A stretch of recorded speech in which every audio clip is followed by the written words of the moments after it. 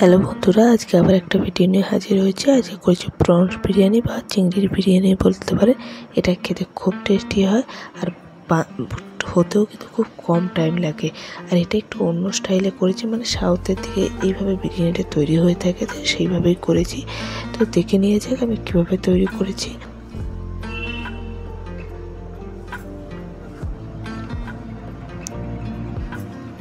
তো গ্যাসের মধ্যে একটা বড় পাত্র দিয়ে তাতে বেশ কিছুটা জল দিয়ে দিয়েছি। দিয়ে তাতে কিছু গোটা গরম মশলা যেমন তেজপাতা, দালচিনি, লবঙ্গ, এলাইচি আর বেশ কিছুটা লবণ দেবো। কেন এই লবণটা যখন আমি রাইসটা দেবো তাতে যা চাই সেই জন্য লবণটার পরিমাণ বেশি দিতে হবে। দিয়ে ঢাকা দিয়ে এটা পুরোপুরি প্রথমে ফুটিয়ে নেব।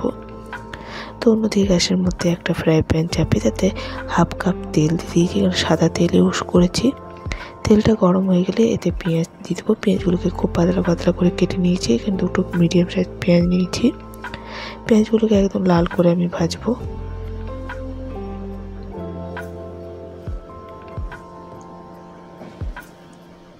পেঁয়াজগুলো যতক্ষণ ভাজছে, অন্যদিকে দেখুন জলটা ফুটে উঠেছে। এরপর কী করবো, আমি এই যে গোটা গরম মশলাগুলোকে ছাঁকনির সাথে ছেঁকে ফেলে দেবো। কেন এইগুলো বিরিয়ানিতে দিলে গিয়ে মুখে লাগে, খেতেও খুব একটা ভালো লাগে না, জাস্ট ফ্লেভারটা চালের মধ্যে গেলেই হলো। এরপর এতে আমি বাসমতি রাইসটা দিয়ে দেবো। এখানে 1 কাপ বাসমতি রাইস নিয়েছি, যেটা ভালো করে ধুয়ে নিয়েছি। ধুয়ে এরপর এটাকে ঢাকা দিয়ে আমি স্টিম হতে দেবো। প্রথমে হাই ফ্লেমে, তারপর লো ফ্লেমে দিয়ে দেবো কিছুক্ষণ। তো অন্যদিকে পেঁয়াজগুলো আমার ভেজে এসছে, দেখতে পাচ্ছেন লাল লাল করে। তো আর একটু লাল করে ভাজবো। তো এরপর দেখুন পেঁয়াজগুলো ভাজা হয়ে গেছে। এগুলোকে আমি তেল থেকে উঠে সাইডে রেখে দেবো।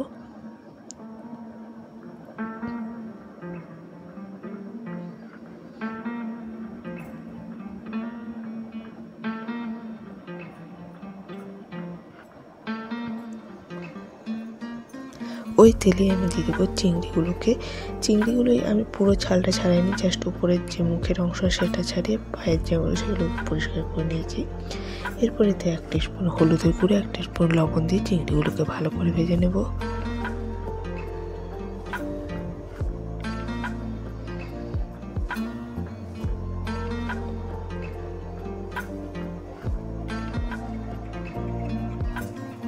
তো অন্যদিকে আমাদের যে ভাতটা সেটা হয়ে গেছে, আমি গ্যাস অফ করে দিয়েছি। এটা 60% মতো চালটাকে আমার সেদ্ধ করতে হবে, পুরোপুরি না। এরপর জলটা পুরোপুরি ঝরিয়ে নেব। অন্যদিকে চিংড়িটাও ভাজা গেছে, যে চিংড়িটাকে আমি ফ্রাই প্যান থেকে উঠিয়ে সাইডে রেখে দেবো।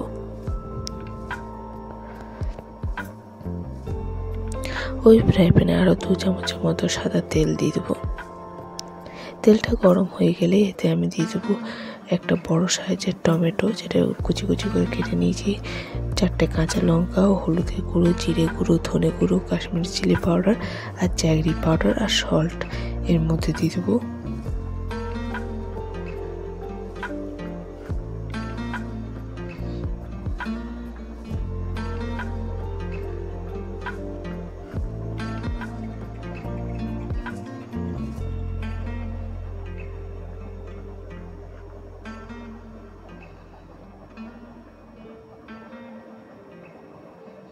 আর দেবো আদা রসুনের পেস্ট দেবো 2 চামচ, আর কিছুটা দেবো যে পেঁয়াজ ভেজে রেখেছিলাম সেই কিছুটা পেঁয়াজ দেবো। মশলাটাকে ভালো করে কষিয়ে নেব প্রথমে।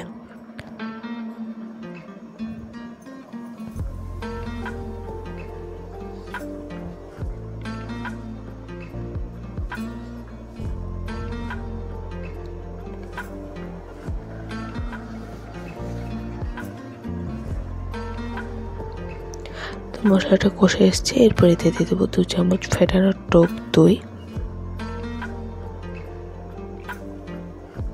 দিয়ে ভালো করে আবার মশলার সাথে মিশিয়ে এটাকে কষিয়ে নিতে হবে।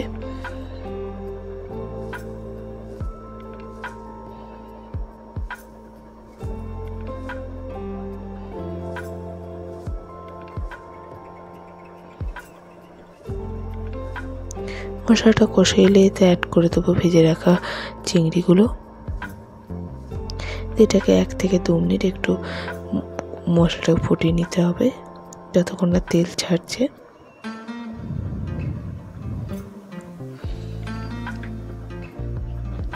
তো চিংড়িটা আমাদের হয়ে গেছে। এরপর আমি বিরিয়ানিটা তৈরি করব। তার জন্য একটা বড় পাত্র নিয়ে তাতে কিছুটা ঘি ব্রাশ করে নেবো, যাতে কী হয় বিরিয়ানি করার সময় অনেক সময় নিচে লেগে যায়, তাই জন্য ঘিটা ব্রাশ করলে নিচে লাগবে না।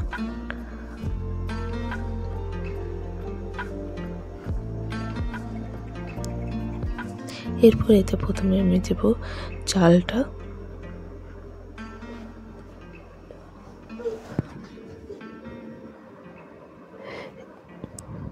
চালটাকে ভালো করে যে চারদিকে ছড়িয়ে দিতে হবে।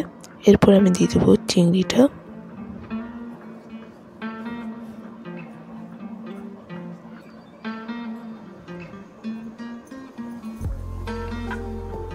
চিংড়িটা দেওয়ার পর উপর থেকে আমি দেবো ভেজে রাখা পেঁয়াজগুলো, আর দেবো কিছুটা কারি পাতা। কারি পাতার গন্ধটা এই বিরিয়ানিতে খেতে খুব ভালো লাগে, দেখবেন। এর উপর থেকে আবারও চাল দিয়ে দেবো।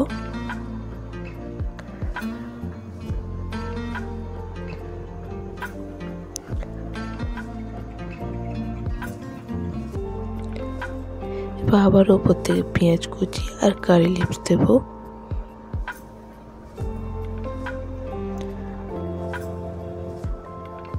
আর দেবো এতে হাফ টিস্পুনেরও কম রোজ ওয়াটার, কেওড়া ওয়াটার আর মিঠা আতর।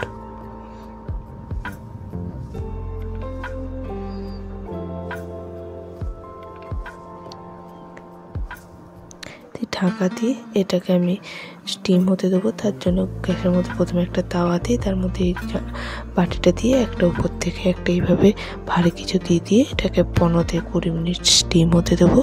15-20 মিনিট পরে আমাদের বিরিয়ানিটা রেডি হয়ে যাবে। তো 15-20 মিনিট পর দেখুন ঢাকাটা খুলে বিরিয়ানিটা হয়ে গেছে।